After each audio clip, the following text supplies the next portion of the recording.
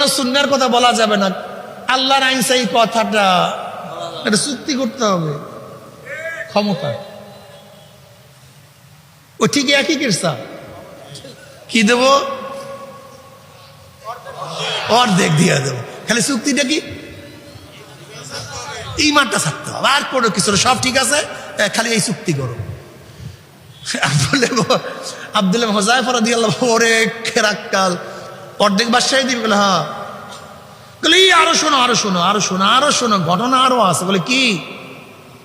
বলে আমার শুধু একটা মেয়ে, সুন্দরী, সুশ্রী, আকর্ষণীয়, তাকে তোমার কাছে বিবাহ দেব। আর আমার আর কোনো সন্তান নাই, মারা যাওয়ার পরে সে বাদশা, তার মালিক, গোটা রোমের মালিক তুমি। এবার আব্দুল্লাহ ইবনে হুযায়ফা রাদি কি বললেন জানেন? ওরে বেয়াকুব, তো রোম কেন, গোটা দুনিয়ার যদি মালিক বানায় দাও, তোর একটা সুন্দরী সুশ্রী মেয়ে কেন? যদি 1 লক্ষ সুন্দরী সুশ্রী মেয়ের সাথে বিবাহ দাও, সব কিছুর লাত্তি মারতে পারবো, কিন্তু ঈমান ছাড়তে পারবো না, ইসলাম ত্যাগ করতে পারবো না। ইসলামের মধ্যে মেয়েরা থাকে পিছনে, আর যারা ইসলাম না তাদের মেয়েরা থাকে সামনে। কাজ হলো প্রথম, ক্ষমতায় যাওয়ার প্রথম কাজ হলো নামাজ।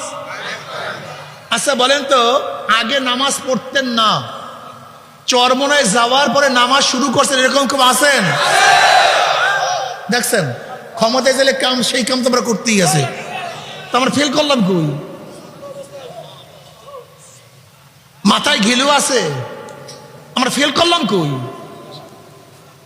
ক্ষমতায় গেলে যেই কাজটা হবে নামাজ কায়েম করা, আমরা তো সেই কাজটা করতেছি। আগে দাড়ি রাখতেন না, চরমনায় যাওয়ার পরে দাড়ি রাখছেন, এরকম আছে এখানে? ইনফাজে শরিয়া, এটা শরিয়ত কায়েম করতেছি, তো কামই তো এইটা। আগে সুন্নাত অনুযায়ী চলতেন না, চরমনায় যাওয়ার পর সুন্নাত অনুযায়ী আছে, এরকম কেউ আছেন? এই তো কাজ। তার মানে আমার ক্ষমতা যাওয়ার উদ্দেশ্য হলো ইনফাজে শরিয়া, শরিয়াকে বাস্তবায়ন করা, শরিয়াকে জবাই দেওয়া না। শরিয়াকে কয় যুবক বাবারা, আমার ছাত্র বাবারা, মুসলমান বাবারা, পর্দার মা বোনেরা, খুব ভালো মতো বোঝার চেষ্টা করবা, খুব ভালো মতো বোঝার চেষ্টা করবা। চরমনাই কি, এরা কি চায়? চরমনাই চেনো না? চরমনাই ওই গোষ্ঠী, ওই দল, ওই জামাত যারা ইসলামের জন্য ক্ষমতা ত্যাগ করে, কিন্তু ক্ষমতার জন্য ইসলাম ত্যাগ করে না। যারা মাওলাকে পাওয়ার জন্য ক্ষমতার উপর লাথি মারে, কিন্তু ক্ষমতার জন্য আমার মাওলাকে ত্যাগ করে না, তারা সেই গোষ্ঠী, সেই দল। আমাকে বোকা মনে করছেন? আমি তো একক নির্বাচন করার পরেও ৯৬,০০০ উপরে ভোট পেয়েছি, এত কিছুর পরেও, অথচ আমাকে হারাবার জন্য লক্ষ লক্ষ কোটি কোটি কোটি কোটি টাকা ব্যয় করা হয়েছে। আমরা বুঝতাম না যে দলে থাকলে, জোটে থাকলে আমি এমপি হই, এমপি সব না কারাস।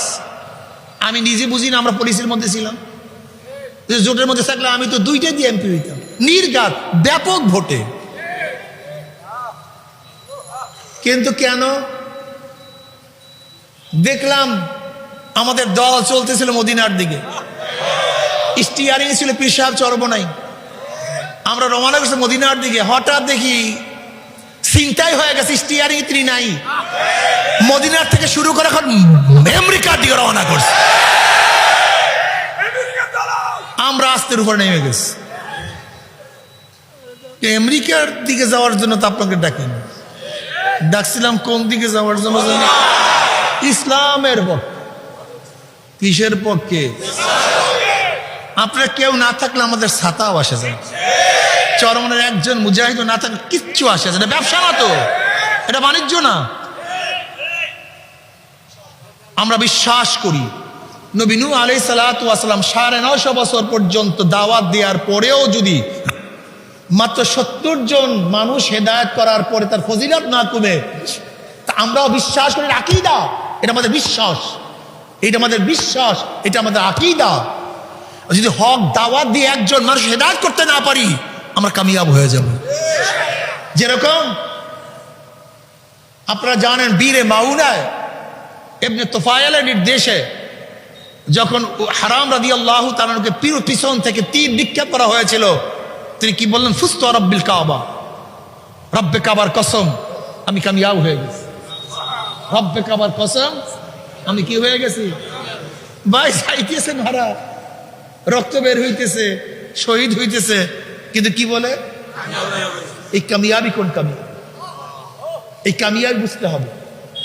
জব্বার নামী এক বেঈমান আবু বকর রাদিয়াল্লাহু তাআলা গোলামকে যখন হত্যা করার সময় তিনি কি বললেন? ফুস্তু আল্লাহ, আল্লাহর কসম আমি কামিয়াব।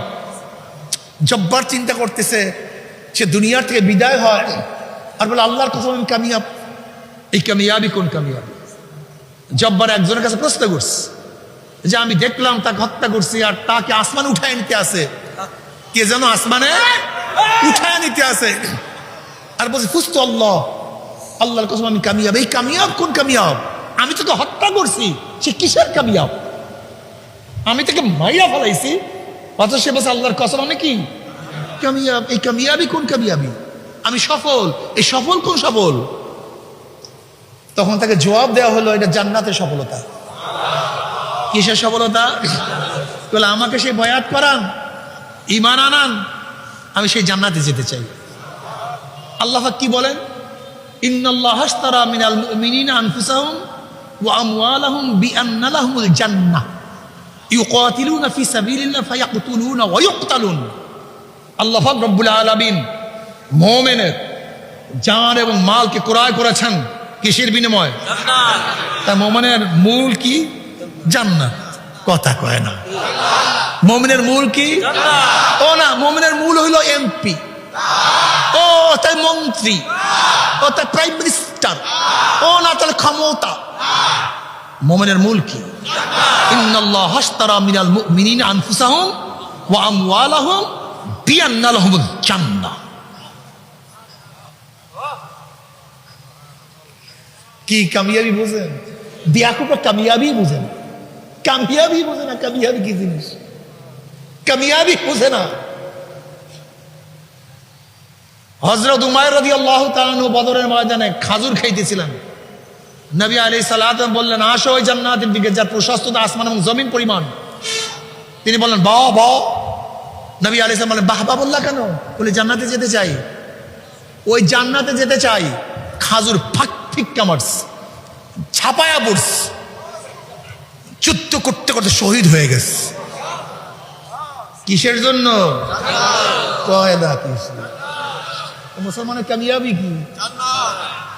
আমরা বেঈমান হইতে হইতে ইসলাম থেকে দূরে সরতে সরতে সরতে সরতে এখন জান্নাতের কোনো বয়ান নেই, জান্নাতের চাহিদা নাই, আমাদের মধ্যে নাই। এখন আকর্ষণ কথা কয় না। ক্ষমতা তো ফিরআউনের ছিল, সাদ্দাদের ফিরআউনের ক্ষমতা ছিল। নমরুদ তো গোটা দুনিয়ার বাদশা ছিল, গোটা দুনিয়ার বাদশা ছিল নমরুদ। বখতে নসর তো গোটা দুনিয়ার বাদশা ছিল।